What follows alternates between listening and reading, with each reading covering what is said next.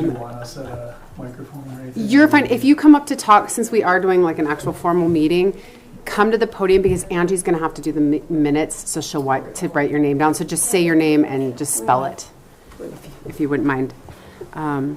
Okay. We're good? Yes. Okay. I don't have words. Okay, we will open the meeting with WGM. This is to review the preliminary engineering report through the MSEP grant. That's correct.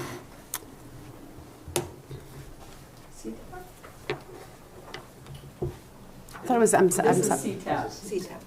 Okay, this is CTAP. Community Technical Assistance Program. Okay, this one's CTAP. I stand corrected. It is with CTAP. Okay.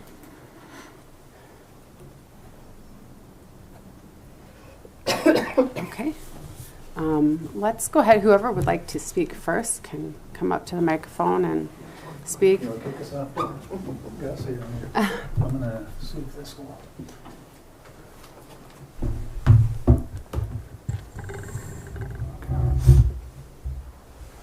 All right, thank you. I'm John Gass with WGM Group.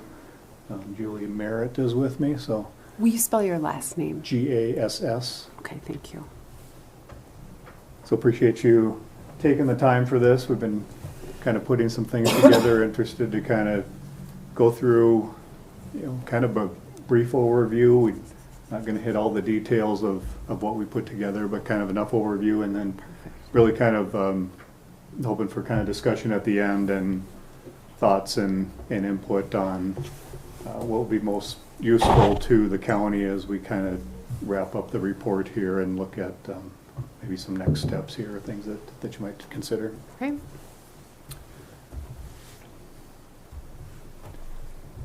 Just kind of wanted to go over, some of the goals and objectives on our effort, a little bit of the history that's happened to date. You're probably all familiar with that more than we are, but just kind of get everybody up to speed on the same page there. We'll touch a little bit on the study area, kind of the project components that we identified, some of the alternatives that we looked at, and then kind of bring that to what might be next. So as far as goals and objectives, this effort really kind of stemmed from the 24 growth policy amendment. I'm sure you're probably most aware of that, from that effort where we assisted the county on putting that together. There was quite a bit of comments on water in the area in the southern part of the county and what might happen to that as the growth policy starts to implement with the land uses that were identified there. So we're kind of looking for, we look at these things as long-term management strategies. They're not something that, we're saying this needs to happen tomorrow, but as things progress in the county there, what type of things do you want to be looking out for? Do you want to have input on or not have input on? And how does that kind of come together into a plan? The Wheatland TED was formed a few years back, so is there opportunity there to leverage that? That the TED kind of will see its benefits as growth happens in the area and as that tax base starts to increase. So I think there's some legitimacy here on the water needs there and what water can help provide to the TED. The water rights are a big item, so Julie's been looking at mitigation plans or possible mitigation plans and things that we might consider there. So just kind of a little bit of a step back in time. If we go back to 2010, the area was designated as a sensitive designated place. Really, the only reason we kind of point that out, it was interesting, at least in my mind, the population at that time in that southern part of the county was about 550 people or so. If we jump ahead to 2020, when the next census was done, we've doubled that up to 1,100. So just kind of demonstrating this as kind of an area that's seeing some activity. So I mentioned the TED that came along in 2019, and with that, There was kind of a needs assessment, and some of the resolutions of necessity are adopted as part of that TED, kind of the formalities in forming a TED. Kind of moving forward a little bit, there was a Wheatland Sewer and Water District that was formed as some of the activities were going on there. And as I understand, that's kind of sat idle a little bit as things may be shifted away from that sewer and water district, but knowing that that's, you know, still out there and has some potentials. Jonathan, may I interrupt you really quick? Yeah, I have a anytime. question. Is that the same, is that the Headwaters Sewer and Water District? Is that the same thing? Yeah, I can give you a little history on Yeah. that if you want. But not on there. You don't have to right now, It but, is now the Headwaters Yeah. Utility Association. Okay. Different entity, I think. The Okay. sewer and water district was formed, and then, you know, then efforts shifted towards the Headwater okay, Utility Association, different entity, same, probably same goals or similar goals, but yeah, a different entity. okay, thank you. And then 24, the growth policy, you're aware of that one, and then kind of bringing us to today as we're looking at the water studies and water rights interests. So kind of big picture as we got involved, we looked at we kind of used the census designated place as our study area. This is the land use map that was prepared as part of the growth policy. You know, one of the first things you notice when you look at this map is there's a lot of green there. So there's a lot of agricultural, there's a lot of working lands. And as we kind of looked at it as this area from a water point of view, you know, we kind of were drawn to that red area and the blue areas of where the water uses are. So our efforts kind of relatively quickly in our efforts moved to that focus area of the red and green areas. And then as we look at that area, you know, the small dots on here are kind of a scattering of the existing wells. I'm gonna turn this just so it's a little better. Sorry, can you guys still see okay? Yes, thank you. The area in the purple is the Wheatland area. The red is the TED. The larger purple outline is what we were kind of calling the Wheatland commercial core that was identified in the growth policy. So we look at that as, you know, commercial, kind of little bit of industrial type area that has a high water demand, that has a need. And then the other one that's out there on the residential side, the green area, is the Rolling Glen PUD that was approved a number of years ago. So we look at this area, and you know, the big water demands are really the Wheatland area and the Rolling Glen area. The surrounding areas with the existing wells, we didn't spend a lot of time focusing on them. Well, we focused on them on the water rights side, but not on the water infrastructure side. Where, you know, I guess our assumption is those are relatively new wells, and there probably wouldn't be a lot of immediate interest on private landowners changing from an existing well to some other type of system. So we kind of looked at the Wheatland area, the Rolling Glen, a little bit independently, and then kind of at the same time as well. So as we approach kind of a project like this, at least this one in particular, for a water system, you know, the big components that we're looking at are, you know, engineering components.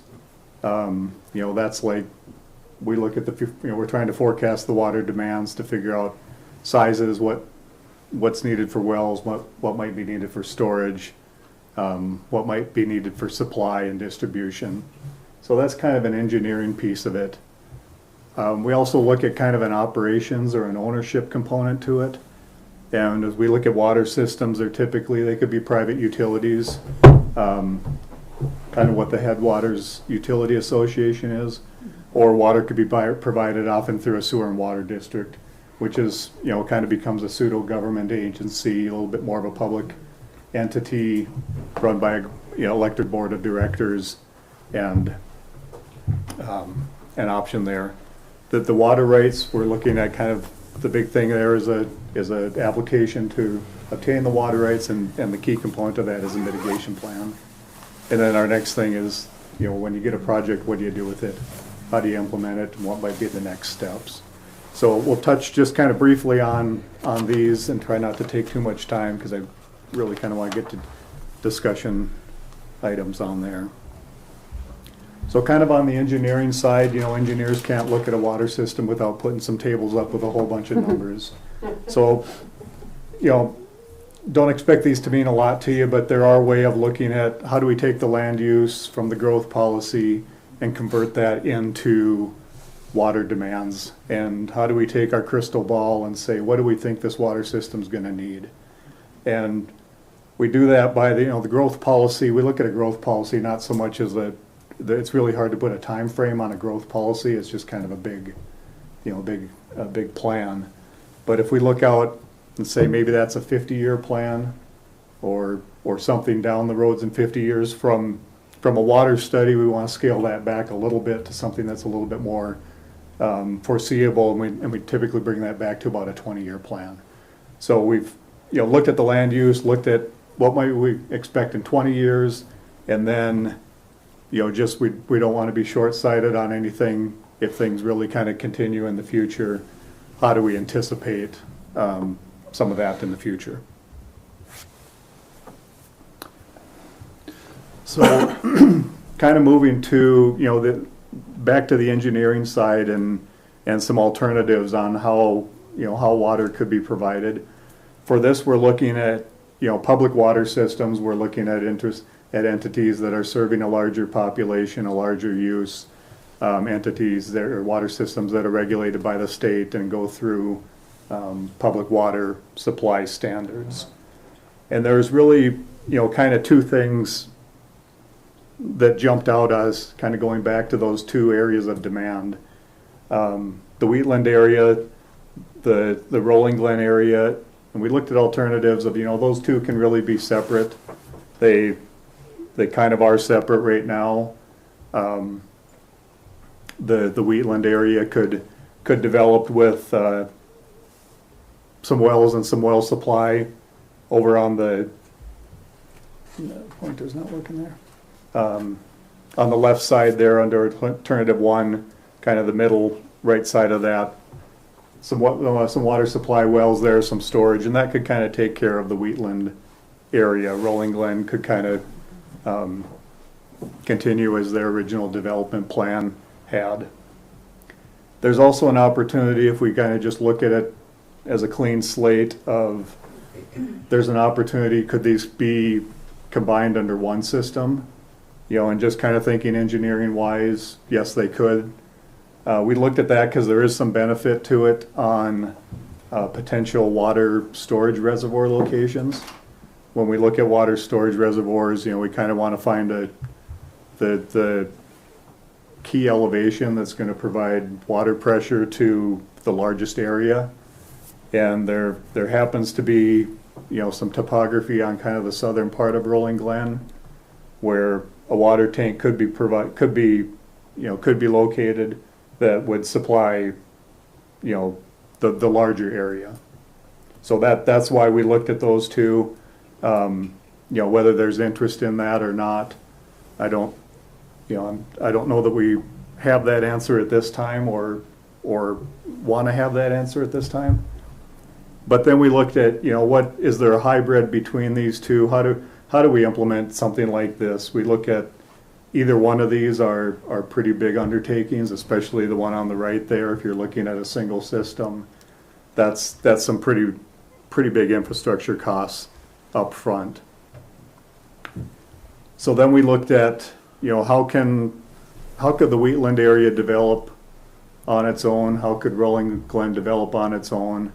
And could they come together at some point down the future when more storage might be needed or more supply might be needed?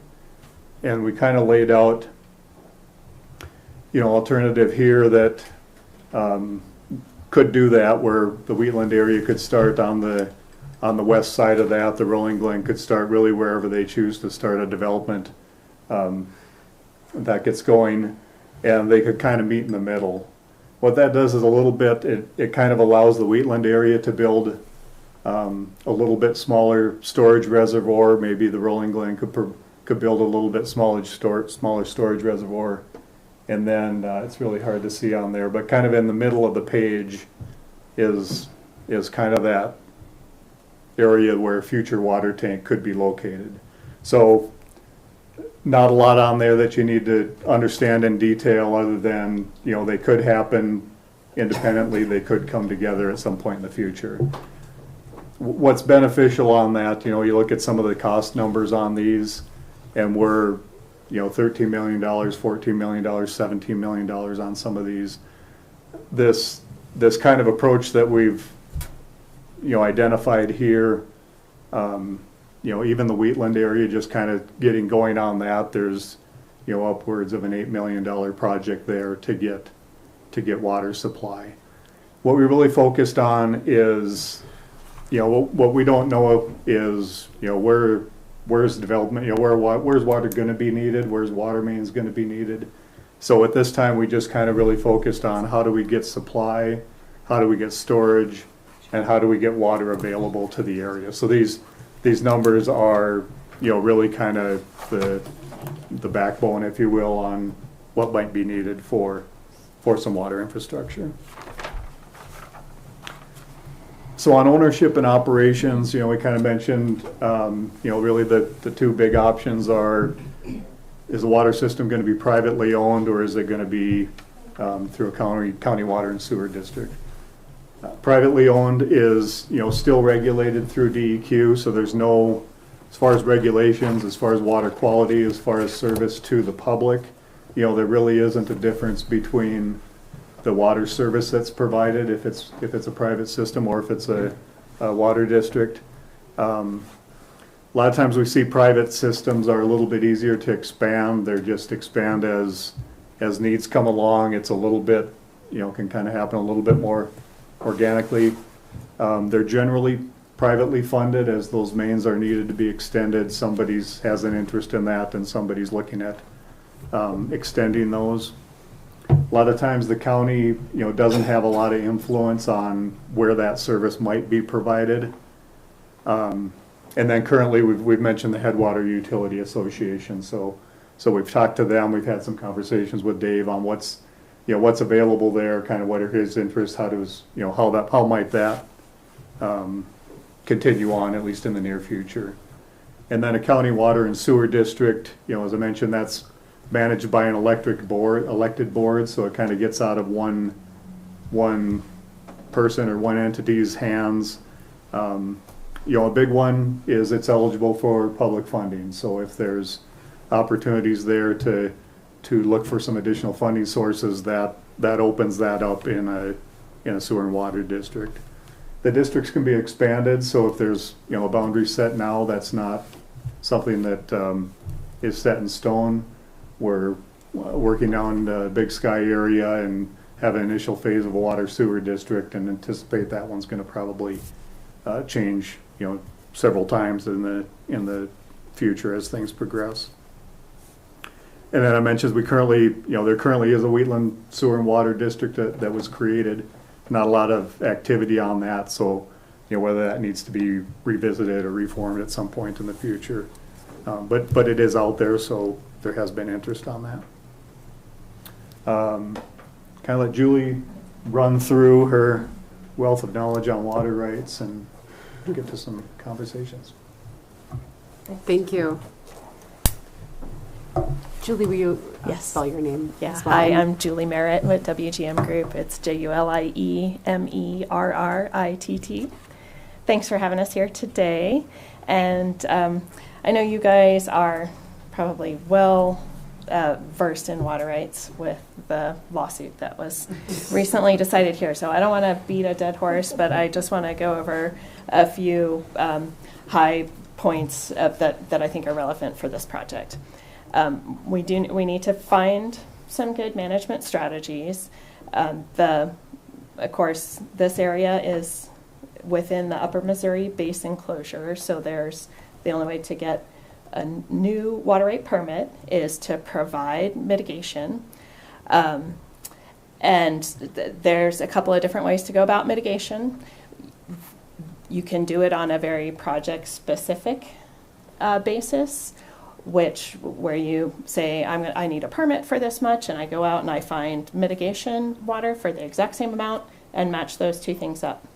Or there's another option with what the DNRC calls marketing for mitigation, which allows it allows an entity, whether that's a water and sewer district or a private entity, to go out and obtain a larger chunk of water, like some people would call that a water bank, that is more water than we know we need it for the immediate future, and that bank can be gone to for mitigation as the area grows and as the needs arise.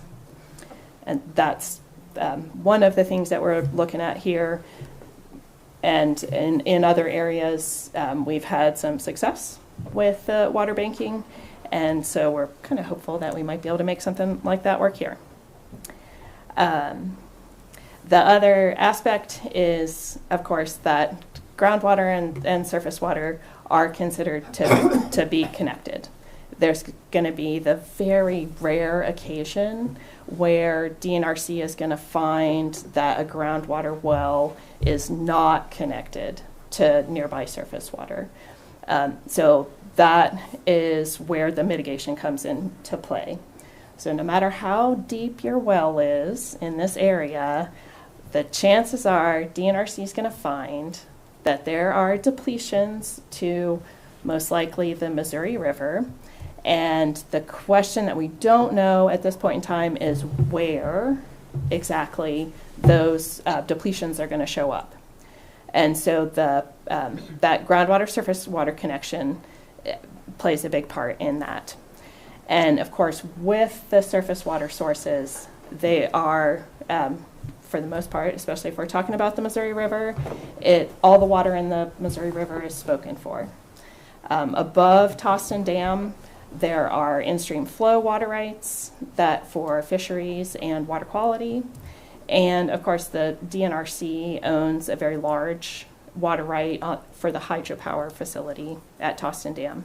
And their water right is for more water than the river flows most of the time. I have a question for you. Yes. Just based on this, and I could be way off. When Bozeman put out that article, everyone knows the infamous article about running the pipeline. Apparently BOR, I think BOR is who? I mean, that's Yes. Canyon Ferry. So BOR was like, yeah, it's no big deal. Take the water. Well, Yep, And and I I think- realized they're pumping uphill, so you'd have water come back this way. But Yes. So that's just interesting. that's where the storage projects, and I'll just flip forward a couple of Sorry, slides. I didn't No, mean to that's do that. perfect. Because the storage is key. And I think that's what's going to be key to the solution here for the Wheatland area.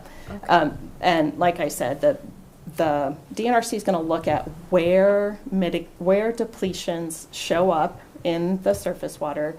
So that tells us where the mitigation needs to happen. It's unknown at this point in time.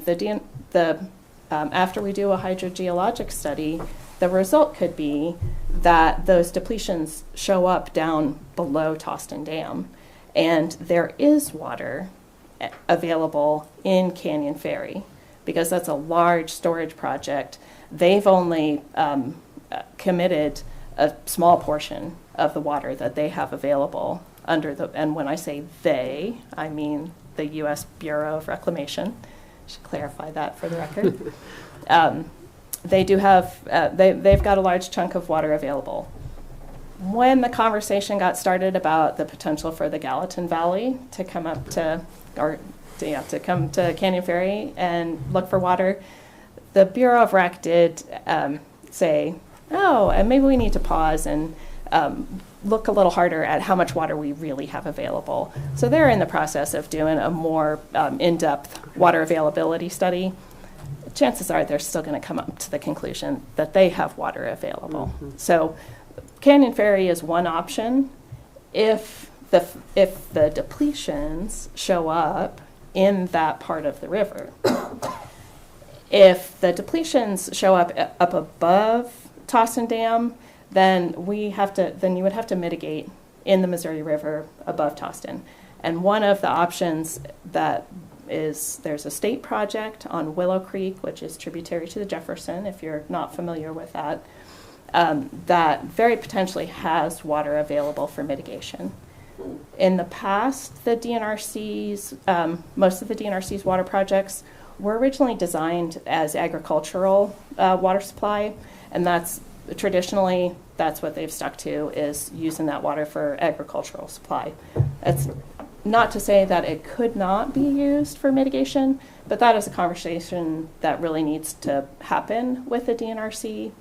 I told them that I was going to be telling you guys this, so that hopefully is a, we can start that conversation. The DNRC has been working on a study of the Willow Creek Dam because it does have some structural issues at this time. There's an engineering firm who is just wrapping up a study that will tell them what is the cost associated with bringing that dam up to full operation. And that should be out, I was promised by the DNRC by the end of February that we'll see that report. So that will also tell us, can we really look at that and say, is there, 1,000 acre feet of water available from Willow Creek that could provide mitigation water for the Wheatland area? And I think that there's a pretty good potential for that, but definitely a larger conversation to have. Sorry, I had another thought and then it just... Oh, the reason why Willow Creek is good is because of its upstream location and releasing water from that. You would release water from Willow Creek into the Jefferson River, into the Missouri River, and the thought would be that that would take care of your mitigation needs. So if neither Canyon Ferry nor Willow Creek work, then the next option would be to look at mitigation with private water rights, where someone would go to those, whether it's an irrigator or some other type of user, and say, we want to buy your water right. And they retire their water right, and the water right is just like a private property right. It can be moved and sold, and that would be the next option. That is definitely a more difficult road to hoe because there isn't a single water right out there that has enough volume to supply a big part of this plan. So you would be looking at trying to purchase a number of individual private water rights. But that is one of the potential options. That has to be too, if you're purchasing individual water rights, I need the water right down here, but I'm going to purchase from somebody over here, like the north end of Canyon Ferry, let's say. Yeah. It has to be, and I don't want to say this wrong, probably will, it has to be from the same aquifer? Same basin? I don't know. It has to mitigate. Basin, thank you, basin. Yeah. I'm sorry, I need to get better with the two, but. So with mitigation, the items that you have to meet are timing, location, and amount. So whatever water right you buy has to replace the depletions that your new use creates in timing, location, and amount. And so oftentimes, like even if we just looked in the Three Forks area and retired a bunch of irrigated acreage to mitigate for our new use, you have a timing problem because those irrigation water rights are seasonal and your new use is year-round. You can get around that with some infrastructure installation, so that's not a hard stop. But those are the three criteria that you have to meet with mitigation. So all of those things have to be taken into account. And I also we've been talking mostly about surface water depletions, but we do also have to consider the effect on nearby wells. And what the DNRC looks at when they are doing water right permits is if nearby wells show a drawdown of more than a foot when the new production well is pumping, then that is going to be considered adverse effect. And that would have to be mitigated. It's definitely a lot more complicated to figure out how to do that. I will say there has been some initial hydrogeologic study done on the Rolling Glen Ranch. They have 3 test wells drilled out there, and they 2 of them especially were really good producing wells with a limited amount of drawdown shown in the nearby wells when they did that testing. Additional testing needs to be done and would certainly be part of next steps for anything in this area. But the initial indications is that there are a couple of really good wells there that are prolific and in an aquifer that has a lot of water. Oh, okay. And I'll just stop there. And John, do you have more, or do we want to?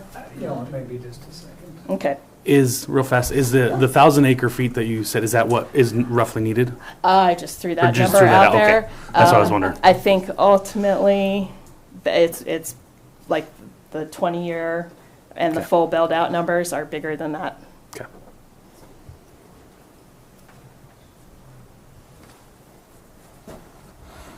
If it helps, I think 1,000 acre feet-ish would get about, I think you need about a quarter acre foot per typical home usage. So Yeah. that'd be about 4,000 homes would be 1,000 acre feet. Give you an idea of order of magnitude.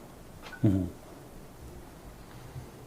Yeah, so kind of, with that, really just kind of leading to discussion, as we look at the area now, I think there is interest from some of the landowners on, trying to move this forward. I think the water rates is kind of the first, really the first key. I think the water rights is, ahead of any type of infrastructure. Nobody's going to want to build a tank if they don't have the water rights for it. The development or the higher density development around the Wheatland area can't really happen without the water system. So I think if there's, an effort to look at the water rights and do that hydrogeological study that would be needed to accompany that,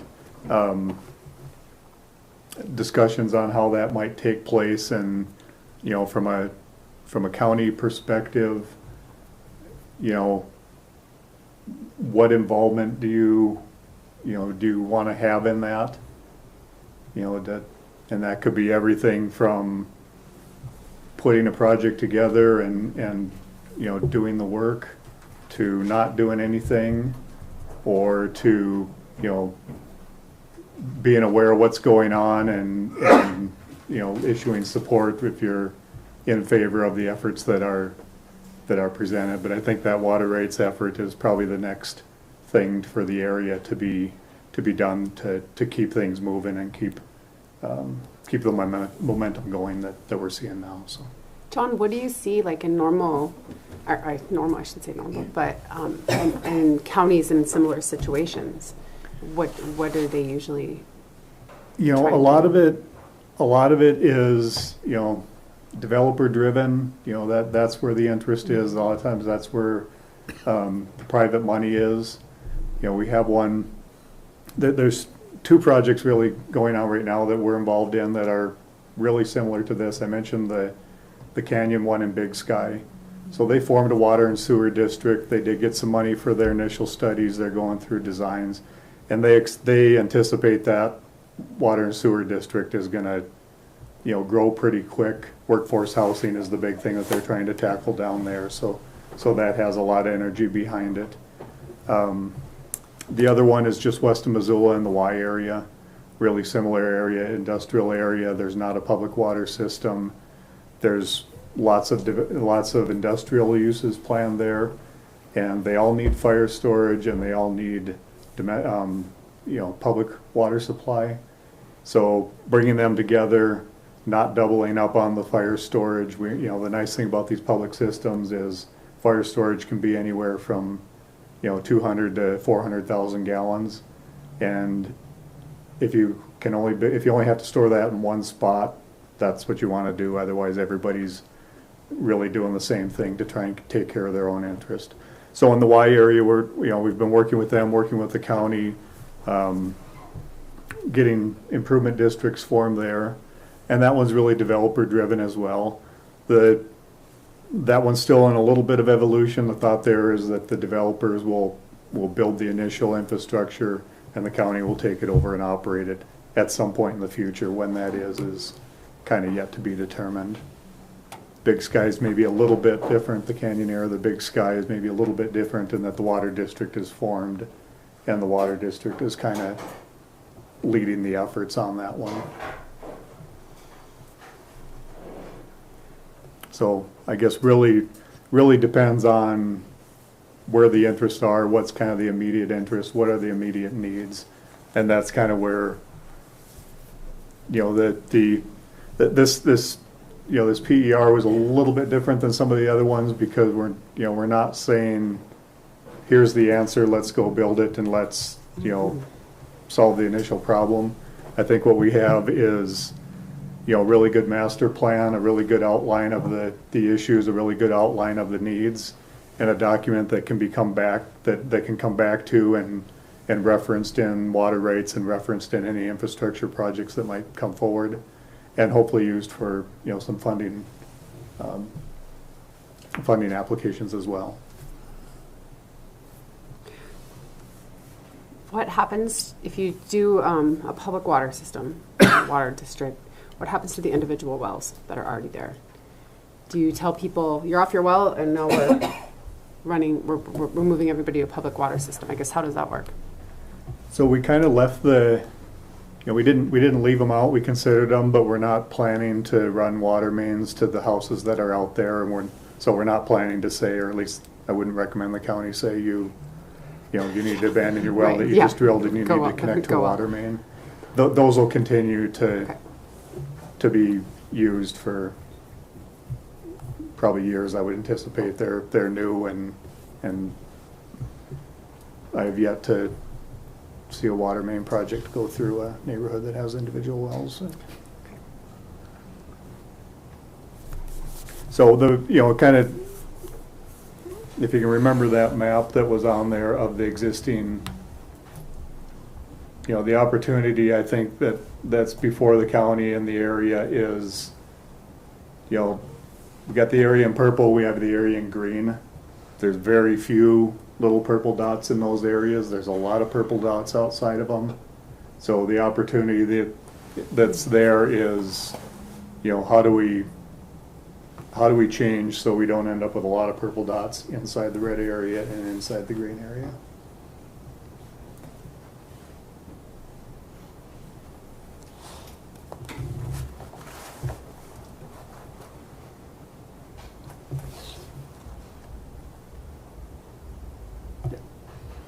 Yeah, I would love to have any more conversations that you might have. Yeah, I was gonna say, there are a couple of things that are coming to mind. So I'm Ann Schwend, Department of Commerce, You spell it. SCHWEND. Thank you. No Before you worries. get started, if you haven't signed in, please sign in on our back sheet. Thank you. Was I looking and- at you, Brian? And I think we may have done this a little bit backwards, actually, after John said, Julie, do you want to come up? And a little bit of confusion about this. So Department of Commerce, Gus and I are here on behalf of the Community Technical Assistance Program. And what we do is basically try to help communities close the gap or do studies or do planning or think about land use planning, and in this case, particularly water. And we have some funding available where we can do a work order. We have consultants that are on retainer, and then we can do a work order with them to say, can you help this community, this county, figure out what they need to do and get them to some place. And this is a case where we had hired WGM and said, let's do a water resource study because the development that's happening in this area is a little bit, it's wild. It's a little Wild West right at the moment. And water, as Julie was talking about, water in the upper Missouri Basin is complicated because it's really difficult to get a new water right without mitigating. And so thinking about how development is occurring, right now the default are most of these individual exempt wells. And that's really what you guys, I think that's the big question here is, how do we think about development in a way that's really sustainable? And one of the challenges with exempt wells are easy. They're easier than getting a water right, as these guys just so well explained. But people tend to do the exempt wells because they think that's simpler. But that drives your land consumption because of the sanitation rules, because of the distance that you need to have between your individual wells and your septic tanks. So trying to marry the land use planning and the water requires a little bit of a crystal ball, and because we weren't really anticipating this many years ago, I think you guys are a prime example of a place where you're trying to get your arms wrapped around it, right? How do we address these parcels that are already platted, thinking about Rolling Glen? And I don't remember how many parcels are there in Rolling Glen? What is platted already, or part of the PUD? In phase 1 or phase 2? Yeah. The Total. future phase or what's already been built? What was total? Yeah. 2,000, okay, right, I was going to say. For the whole PUD, The yeah. whole PUD, yeah. Right, so, and then I believe I have heard that there are additional applications that you guys may see coming in, and I didn't know if that was part of the Wheatland Hills CDP, or if that's in between, or, I mean, if that's the more, the red area or the green area, or is it in between? Are you seeing some development interest in between as well?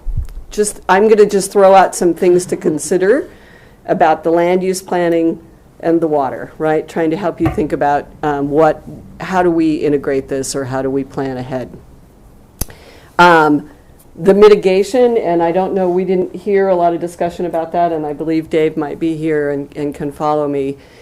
Thinking about some, using wastewater, maybe from some of the industrial uses. Is there a way to incorporate that into part of a mitigation plan or not? And thinking about that phased development, or a way that the development can help pay for future systems or that infrastructure. And then I just had that train of thought leave my head, where I was going with that, because there's so many bouncing around in there as these guys were giving the presentation about how can you really address that ahead of time and know how are you going to provide water? Oh, I know it was with the existing water and sewer district. I don't know what the boundary. A question that I would have for you guys is, what is that boundary of the existing water and sewer district? What's The that? existing water and sewer district, same boundaries as it had. Okay, all right, so you already have, so that's already in That's place. that's the headwaters, I can- yeah. not the Wheatland one. And Well, the right, Wheatland and the headwaters, actually the They're two headwaters different are things. slightly bigger than what the Wheatland was. I can jump to it. okay, Yeah. get to that, right. So just thinking about, you already have the sort of the administrative structure there with your water and sewer district. And then how could you, if you decided that you wanted to expand that, thinking about the areas where you're beginning to see some interest in future development there or not. And then, consider that in those alternatives. At any rate, so we're excited about what WGM has put together for you guys now. I think this is a really amazing place to be, to be understanding what are those needs. And what are some of those alternatives, specifically on the hydrogeologic side of it, and locations for potential storage, if you purchased a water right, or whichever way you decide to address this. How are you going to have that water? Bureau of Reclamation, just from my days of working with DNRC as a water planner, they are reassessing what their water availability is. But just a quick background.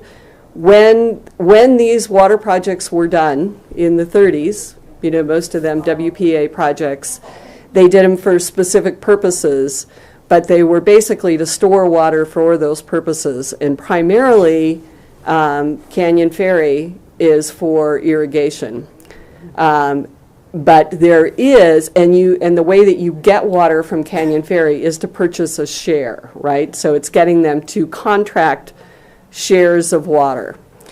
Years ago, when we did the Upper Missouri Basin study with the Bureau of Reclamation, and they did all the modeling, they indicated that they had about 100,000 acre-feet available. And that was modeled to see if Bozeman decided that they wanted to pipe water there, what would that possibility be? So that's sort of where that conversation started.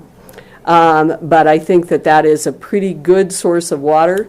The problem is going to be getting Bureau of Reclamation to figure out how they would really contract that, and what they would charge. There are other studies, there are other examples in the state of what they, when they were looking into that. So if that is potentially something that you're considering, I might recommend that you sort of begin to reach out to Bureau of Reclamation, or possibly that's something that we can help you with through Commerce, or thinking about coordinating, just if that's one of those options, right? Or thinking about shopping on that mitigation water, or possibly, still working with WGM on it. But it would be good to get them to really begin to think about that and say, this might be something that we're interested in, to get them started. That's it. Dave, do you want to? Oh, go ahead. Thank you, Ann. I'd like your map up a little bit more. It'll help me to maybe clarify some things here. Can you do it from there? Oh, somebody said if I turn this off, it might Go to sleep. Uh-oh, we may have lost it. Uh-oh, uh-oh. Pick it back up. But as soon as you power up, it should go on. Through. Yeah. Yeah. Get scrolled over where you kind of have your two boxes drawn. That can make sense from some of them. Yeah, with Wheatland and Yeah. Rolling Glen. Yeah. That one works. That shows you connected here. What's the next one? Which, yeah, I mean, either way, that's a great one. We can certainly start here, and I'll do, I guess, a little more formal. David Sigler, Bridge Brewing and the Headwaters Utility Association. Nice to see you all. Jesse, first time we've gotten to kind of meet Yes. indirectly. We'll Yep. have to grab a beer sometime, and I can fill you in more detail. I know a good place. He knows. So that said, there are some questions on the utility association, some of the water stuff that you guys are kind of hitting, right on par. I mean, some of these questions, started asking about 6-7 years ago, including the idea of like, well, if we drill deep enough and hit the Madison Aquifer, our zone of influence is big enough. Can we just get money or water from Canyon Ferry? Because there's supposedly a lot there. And that answer ultimately came back, it depends on which surface water you're influenced. And in particular, yes, being upstream of the Toston Dam is significant because that water is making energy, has a real use. So if you're pulling it above Toston, you can't mitigate below. Often it might be, maybe you can some places and some others if your influence is pulling from a lot of them. But it used to be, when I started this conversation, you did have to mitigate, or the interpretation was you had to mitigate from the same aquifer, which made it really challenging to find an exact aquifer that you're going to retire or mitigate from. But the conversation that we've gone through these, and part of the great work from WGM was clarification. No, it's the aquifer that's in where that aquifer is influencing a surface water, because that's ultimately where things pivoted when they decided that all groundwater was the same as surface water. And it is an over-allocated system, so people were giving away water shares as they asked for a long time, and then one day someone decided to how much water is really available, and it turns out not as much as they've committed. So it creates a problematic solution that we work towards finishing, and then tying the groundwater into it's created its own, its own challenges. So like I have ideas on them. They're again just ideas. But in general, what we've talked about is yes. So, here's the Little Bridge Brewing, up there. The Wheatland is pretty well kind of in this area here. That Wheatland TED currently, and it was formed with the idea of trying to create the water and sewer district. I still blame Brian Obert because for the brewery we were going to build a little treatment system and drain field and had to pre-treat for industrial. And as an engineer, I will confess, I've been a Montana licensed PE for 20 years, so familiar enough just to be dangerous. So the idea was, boy, this should be commercial, doesn't use much water. I'd love to size something that maybe someday ran a main and could develop these possibly someday. And Brian wanted that possibly someday sooner to get the economic development jobs. So he proposed the idea of creating a public water and sewer district, servicing this whole intersection and funding it through a TED, combination with a EDA, Economic Development Association grant. So, the county formed the Wheatland Water and Sewer District. And I was along for the ride. Along the way, the idea was explained someday that's created by the county. Someday they hand it out to actual land owners, and it's kind of more of an association made up of the land users. But it was great. You know, he put together funding. Along the way, for whatever reason, decided it needed to hand off to people sooner rather than later, which meant kind of hand off to us, and we had to pay for the design to get it all permitted and engineering studies and everything to get the Economic Development Association grant, which was going to be matched with a USDA 90% guaranteed loan. That was their finance structure. We just had to pay for the first part and would get reimbursed was the idea. In order to create it, I needed at least 2 landowners.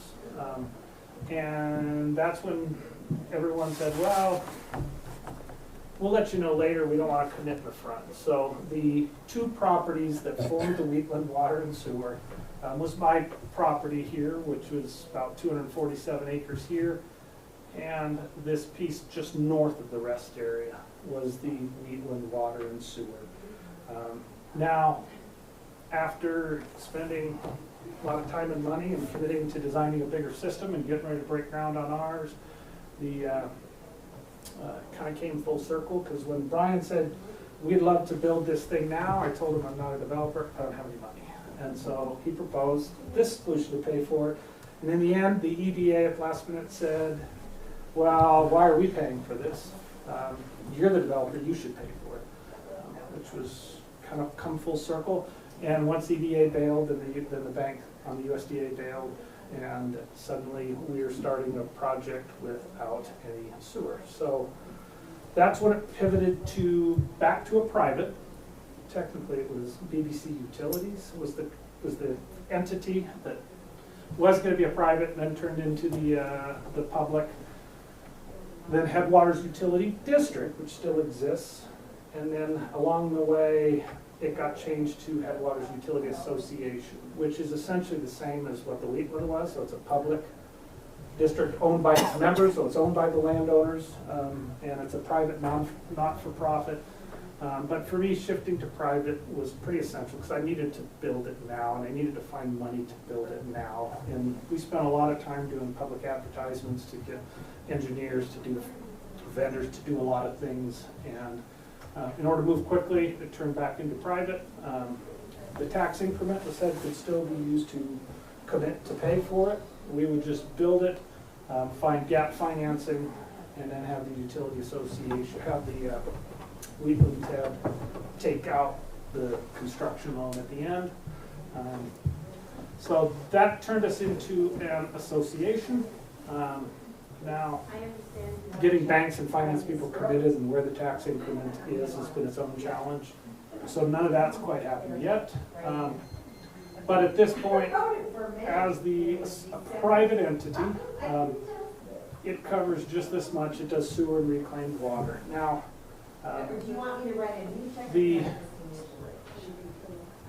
the engineer, and getting these things get me in trouble, trying to be too efficient, was we designed this, what's called an MBR system. Just not all the way. And I may be getting a little in the weeds, but I think it's some helpful background. The things we liked about it, when we looked at building a bigger system for commercial and other ones, we had an option was a giant lagoon. Those are, expensive, but they're tricky because you have to design them for the exact flow. Since we don't know what the ultimate size or use is going to be or how quickly it's going to happen, if you make it big enough for future use, it doesn't function now because all the pools dry out. You don't have your detention. You make it too small and you grow too quick, suddenly you don't have your detention times and you're reinvesting it. So it's a tricky system. Settling in on this MBR system, plus a lot of these systems, when you pre-treat with brewery waste, has a lot of BOD and sugars, and that can really plug up and wreak havoc on some wastewater treatment systems.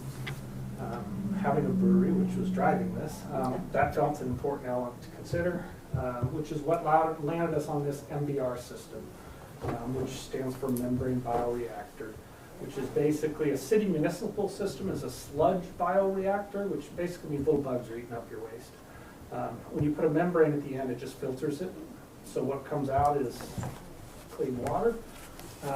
What I liked on this then is SBRs, MBRs, the sugar and waste really helps feed the biological bugs. It pairs very well with traditional waste. So they have same systems up at Craig and Wolf Creek, north of Helena, that were proven, and the DEQ kind of loved them because what comes out is clean. And those systems, the operator would feed bags of sugar to keep that thing's life. So It's like brewing your own kombucha at a wastewater level. it was great. And when I talked to the operator, he was retired and he operated each of those city municipal systems. He said he spent about 4 hours a week, half of it from home on his computer, just monitoring. It's very automated and it runs, it's low labor, and so it starts making your cost of treatment get down really affordable.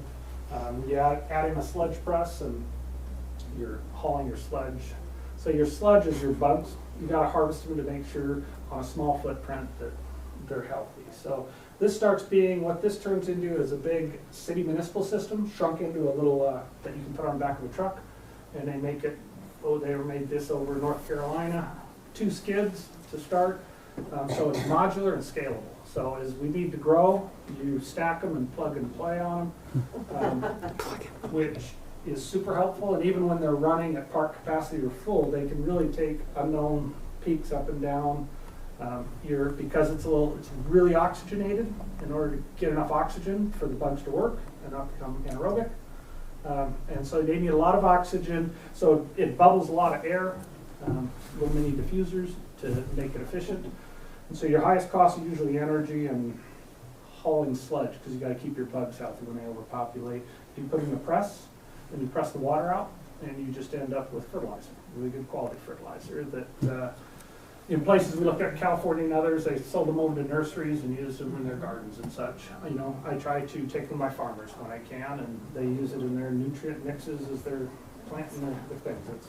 It's great. Seems like you ought to start a compost facility. Right. I'm all for it. So in the end, I take waste, and I have what comes out at the end. They run it through a membrane, and you have cleaner water than I'm starting with. It's over when I talked with Craig and Wolf Creek, they had to put UVs, but when I talked to the DEQ at the time, they're like, you don't actually need that because there is 0 total coliforms, 0 pathogens coming through the membrane, and they would get trace amounts on the bulbs growing. So there was a little bit coming out of the UV and none coming in, and they said, well, that's just because the UV's not on all the time, so films might grow on them. But ultimately, like, yeah, you don't need it. Now, once I told them, I'm like, great, this is cleaner than I would like to store it, use it as a fire pond. We talked about fire and the cost of doing fire storage, everything. If I can create then this development where I send it back, if you have a dedicated main for sprinklers, fire suppression, any commercial development, homes, anything, does not have to duplicate that cost, that's great. And I can reuse this for toilets, irrigation, sprinklers. You know, the rest area over there is all 95% of that water is just reclaimed toilets, comes right back and stays in circulation, which saves 5, 6, 8,000 gallons a day of water coming out of your wells. It saves costs of fire suppression, all your irrigation, sprinklers. Now, unfortunately, when I told the DEQ I was reusing it, it meets a standard I can, but then I have 2 UVs and chlorination, and I mean, they were really worried about it because no one had done that before, which was frustrating and its own journey. And then I ran into issues with the DNRC from the DEQ, throwing the bone at them. Do you need a water right to reuse that? And I tried to figure out who has a senior water right on this. I just created this water. Right. So we had to go through that a couple of times. When they blessed it, and then the first development for the Murdochs and things said, we're using this reclaimed water, and the DNRC said, no, you can't. And I said, well, I have this letter that says, and they're like, well, he was wrong, and I had to go through the whole process again. Good news is now we've gotten through it, it should be easier for everyone else. But in the end, I take a wastewater stream, and I have an asset from it, which is reusable water and fertilizer, which is great. And I can put that to use to conserve new water coming up. Now, to an extent, a lot of your septics and things already, the DNRC assumes, only consuming about 10% of it. You can take into account what you're recharging with once you have an actual water right, not on an exempt well. But in our case, I guess more to the point, like we've looked at some big commercial users that want to use a lot of water for different elements, and we've looked at this idea of using these reservoirs. Certainly, historically, and I would encourage anyone to kind of get that conversation now going with the governor, with their senators, with everyone saying, hey, like we're at an impasse and we need a solution. And I know normally you wanted this for irrigation, but we need to be open to using it for development in the right places and get that conversation going.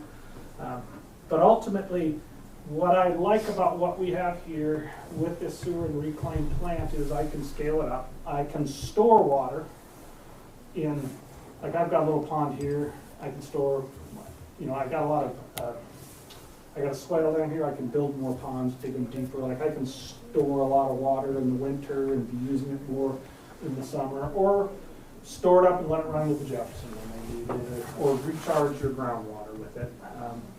But what I'd like to be able to do, because then you run into this, like I want to do a lot of commercial and encourage some great developments, manufacturers, things that want to use water and cool water. But if I want to take a water right for that we really need housing, affordable housing, and I say, wait a minute, these guys want 1 million gallons per day of water, and they're like, no, we need that for houses.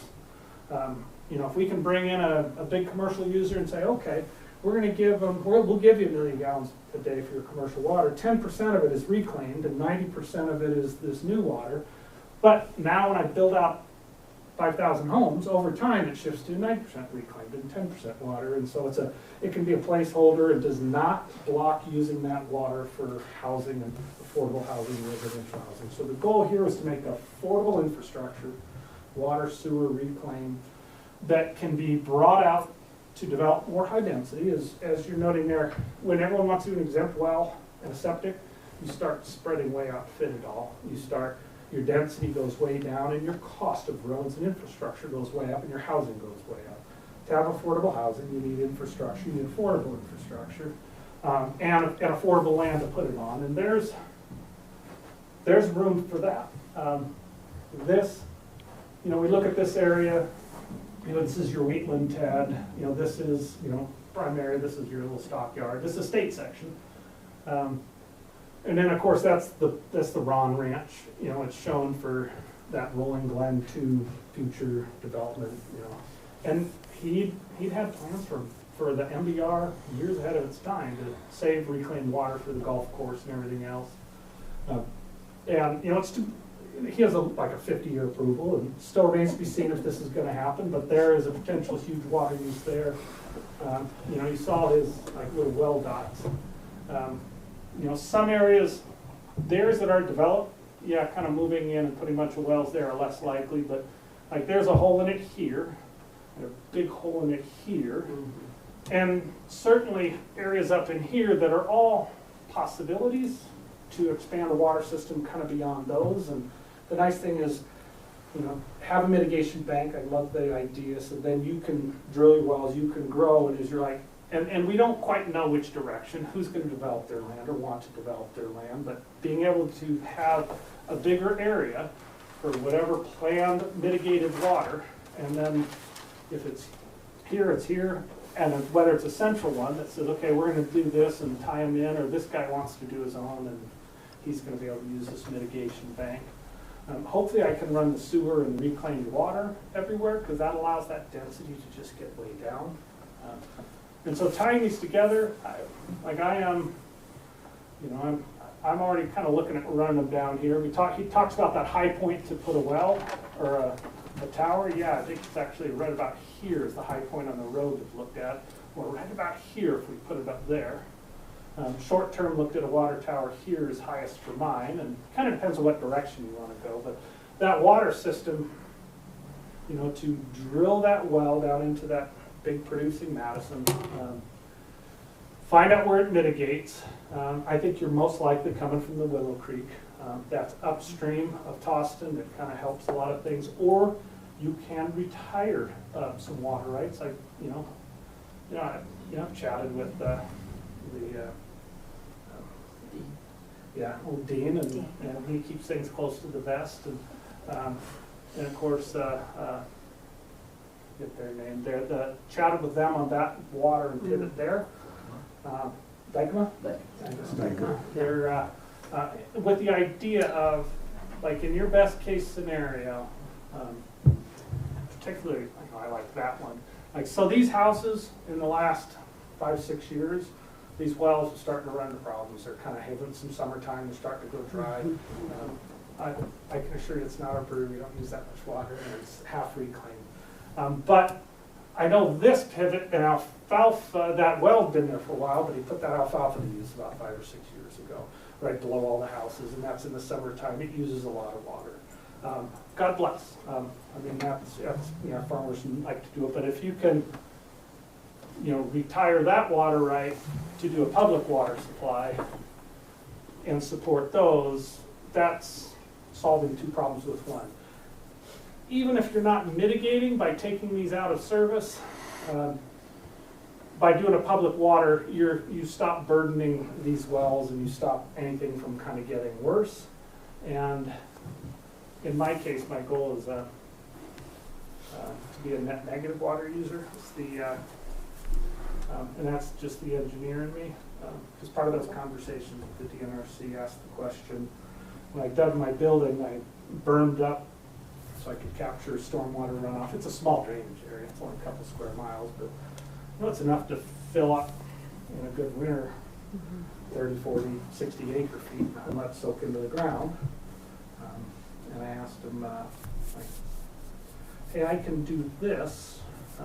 You know, is there anything wrong with it? He's like, well, as long as you're not capturing it to reuse it. If I can't use it for my mitigation. Right. Technically, they said I could. If I went through this like hazard water right process, because I told them, well, it's not over allocated in the winter when I'm catching it. And it just floods people locally, and then it floods people in Mississippi. Can I? And they're like, technically, yeah, but nobody's done it. I was like, all right, I don't mess with that. I was like, is there any?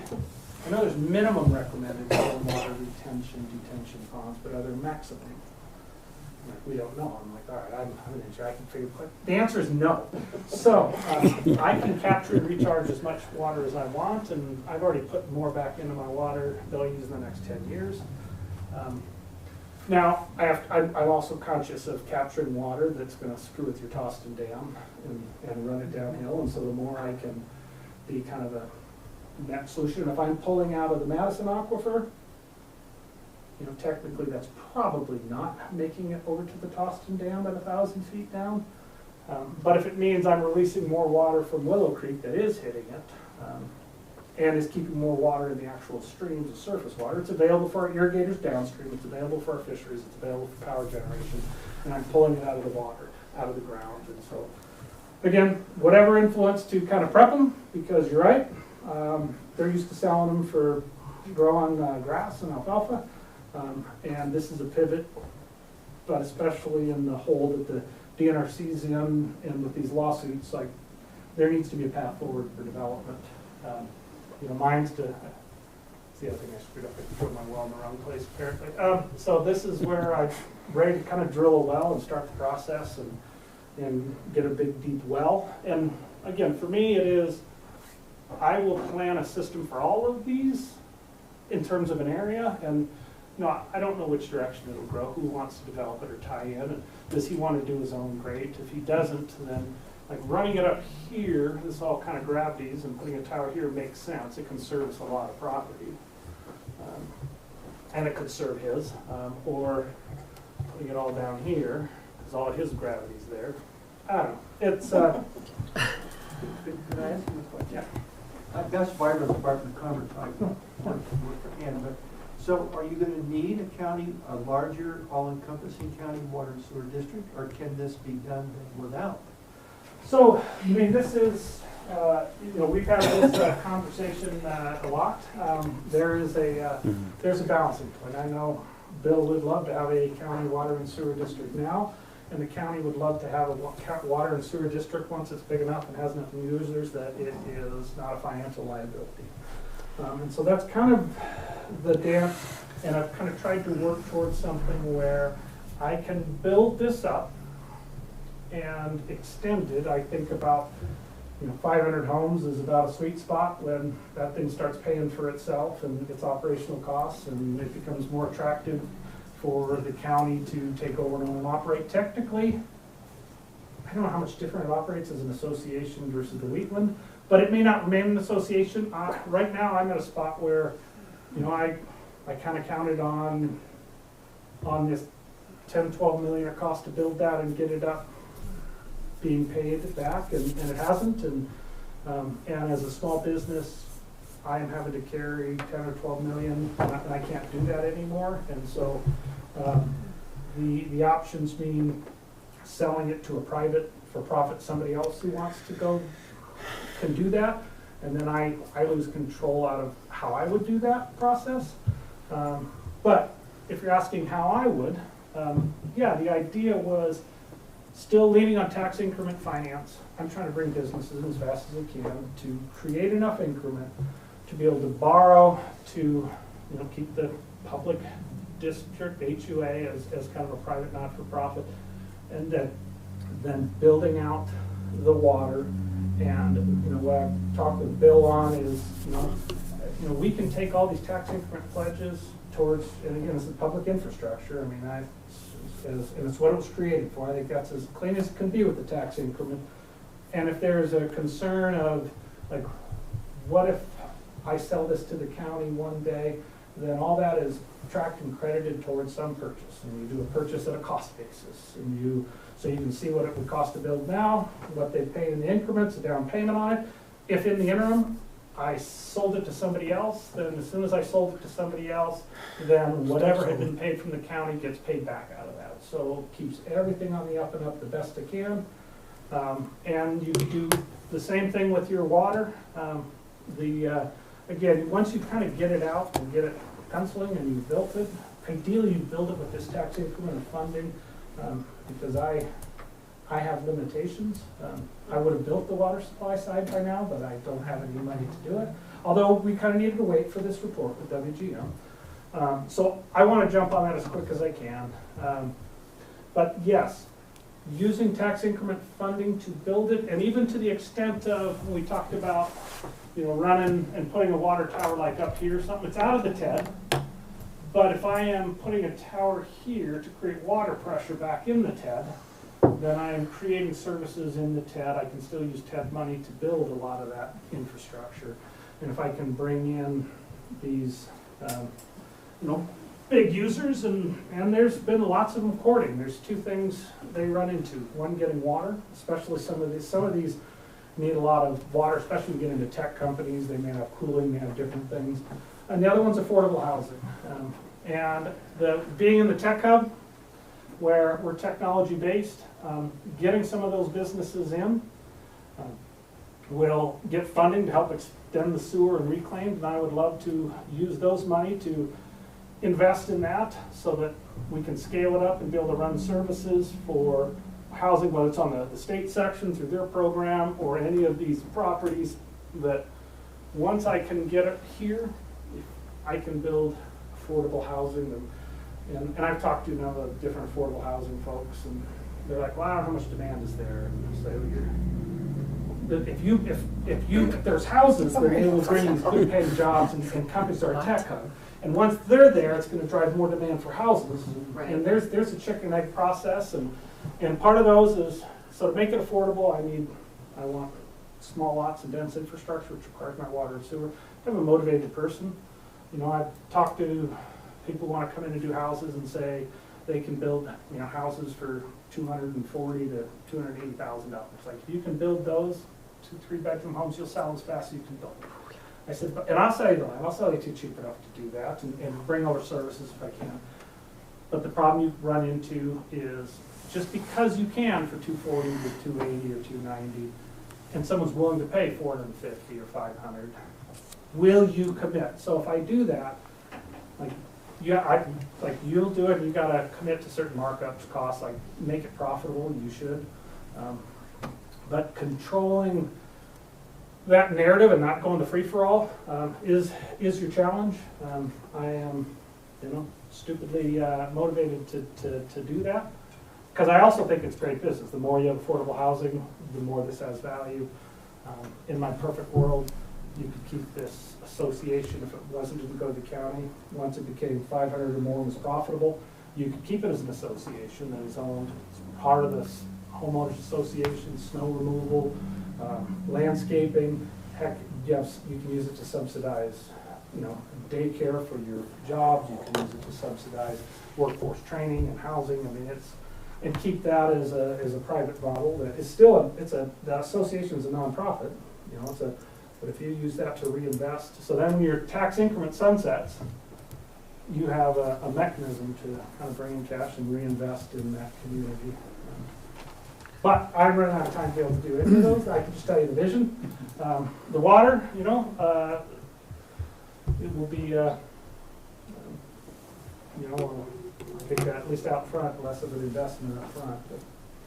The passage of House Bill 819 last session had Mm-hmm. one component of that was trying to promote state sections for workforce housing. That state section was one of the ones that they were highly pointing at. That they were watching. That they were watching. Yep, and Which I've is talked to great. some industrial folks that wouldn't mind doing a combined, commercial, industrial, residential, so that we can kind of screen our stockyard. I know they would love to not be pushed out of there like they felt they were pushed out of Bozeman, and so not surrounding with houses. Kind of having working solutions. I don't know how much, I don't know how familiar people are that the M-Face, this is the other element to make the housing affordable that I get excited for. They've been chatting with the governor and I've got, right now they want to build a factory, 7-8 acres right here to support affordable housing. To build the components, you mean? Yeah, so they build these, it's a technology over in Europe, it's these really cool modular homes, so it's pre-plumbed, mechanical, electrical, and the walls are smart homes, and they're, they show up on a truck, and you assemble them in a couple of days, so it really cuts back the need for your trades, your skills, so your labor, which is tough finding in terms of cost and availability. So you do a site there, you do a. Yep, they can build 1,000 homes a year on a single shift, or 1,900 homes a year in a double shift. I've been talking to people to get them to start buying enough homes to get there, and they can. You could just move them across the street there. You could. Yeah. You had a place to put Right. it. So you can truck them right over the state, and start cranking out those houses, or anything around here. This is Mark and Marilyn Vandala, who we bought this one from, and it's like, hey, would you be into born under the freeway and gravitating everything down here? And he's like, I'd love to work with you at the utilities. And, is this a little community? Is it, I don't know who's going to do it. And that's why in terms of like planning an area, I would plan a big area. And I plan for potential lot of homes, because if we can build homes for a half to a third of your valley's market, you're going to fill them up pretty quick. And, then you can start putting parking rides. If you've got to support labor up in Big Sky, like driving that road is treacherous and it stinks. Instead of trying to cram housing and things up there, let them buy a home here and sit on a bus each way, and it's not near as bad a commute. You can run to Bozeman, but look, let's create a different model. The reclaimed and sewer paired with a water system gives you access to infrastructure, land, kind of a affordable build out. Those modular homes sound really cool. They can fill in that affordable piece pretty quick. Suddenly you're back in the 200s to get a house, and they're high efficiency. So it comes with all the mechanical, plumbing, electrical. So it takes minimal. I think they're like $40 to $60 a month. Electric covers your heating, cooling, lights, everything. They're smart homes. It's different temperature in the hallways, top, bottom parts of the homes, times a day. It's all high-tech smart homes. And I think they said they were about 5 to 7%, no, I think they're 4 to 6% labor to build these, and then the assembling them is about 5 to 7, and so the huge cost comes from a lot of labor savings, and they're kind of like these, they're like structural implants, like foam with all the stuff in them. And they sound absolutely amazing. Love to get them in there. They're working with you on a lease. They are. purchase right now. They've done well. Yes, and they've sent me a signed lease. Right now, I can't quite sign and commit back to them because I need to know when I can actually run the utility services and extend the sewer and reclaimed water and extend the pads and run the paving up to them. I can't. I gotta find. And I'm trying to work with the tax increment, and it's a great use of it, and I think we'll get there. But for me to commit to them, I'm as far as I can go as a small business to try to drive growth. But David, thank you for taking the time to explain this, because it's helpful to see the maps. It's helpful to have it in conjunction with everything you guys have done and to see the water studies. We're definitely talking more about all this with you, and unfortunately, we can't do it more today. I would love to talk to you more, but this was so helpful and really informative. Yeah, I think this is the information we needed to kind of figure out which way we're going to go, or It's a what our start. next step is. I have lots of questions still, and yeah, I think I I'm going to know. think of more because I'm firing like all Yeah. sorts of questions in my brain right now, and I don't have them formulated enough to where I can articulate them in a way that wouldn't confuse everyone. So I would love to, I mean, we'll reach out. Hopefully we can talk to you guys more if we have some more questions. Ann, Commerce, thank you. So helpful, David, same thing. I was supposed to have any other questions before I sat down. No, you're okay. Thank you. Madam Chair, may I ask? John, can you send us your PowerPoint? Good call. Thank you. That'd be great. Thank you. Yeah. It's really good. What do we need to follow up Yeah. on all this? What's the next steps? And when I say follow up, I mean kind of, yes, we have to decide what we're thinking about doing and whatnot, but just to follow up with you guys to kind of wrap things up and what's needed on our end. I think what we'll probably do is take what we have here and kind of conclude this report that we have. I appreciate Dave's real world perspective. That added a lot to it. And I think what it comes back to, at least to what we were talking about earlier, is that water rights is really the linchpin to it. So if there's a unified front that can look at how we tackle that's going to open up the gates for everything that David talked about. So you, if I may. Go ahead, yes. So you guys will put together the final report, and get that to us, right? We'll put together the report. Awesome. It'll kind of draw a conclusion to some of this, and I think we'll show the Okay. plans. And the one thing we know is we don't know how it's going to happen, Right. and we don't know when it's going to happen, but we know it needs to happen, and the water rights is the first piece. Okay. And your report will succinctly say that at the end, right? In the Yeah. summary. Yeah. Okay. And this is Perfect. this is the discussion that we were kind of looking for to Okay. be able to have some confidence to say that. Okay. Thank So you. one of the questions that I would have, and I think it's what Jesse was sort of asking too, is if you had to put together, if you had to Yeah. assemble water rights, and whether we're doing it, for just the, if you're doing it for just the Wheatland section or the Rolling Glen, how much water really is going to be needed to service it? Yeah. We have that number. Okay. Yeah. And any ideas? I know you guys have done a little bit of investigation about potential water rights that might be, some that might be retired or not. Yeah, but there's not a ton of. I know good- that's a really, Right, that's there's a not really a ton touchy of good question. options. Some of those bigger water rights actually have really junior priority dates on them. And one of the DNRC's recent determinations was that you cannot mitigate with junior water rights. So that adds another layer of Complexity. difficulty. Well, Anything newer than 1900. Right. Seriously. like it is. It's relative to the other water rights on the Missouri there. So some of those are more junior.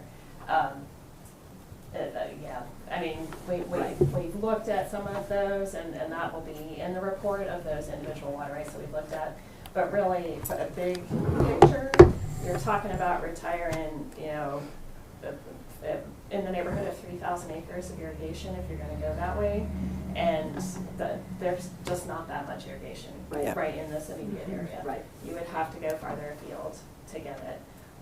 So that's Technically, that one pivot would be nice to mitigate just because it's going to create Right. It's going to resolve a this short-term Right, it's a quick solution for fix. those wells Yeah. already. Whether it technically does what we want, physically it would make a difference on the ground. Be ideal.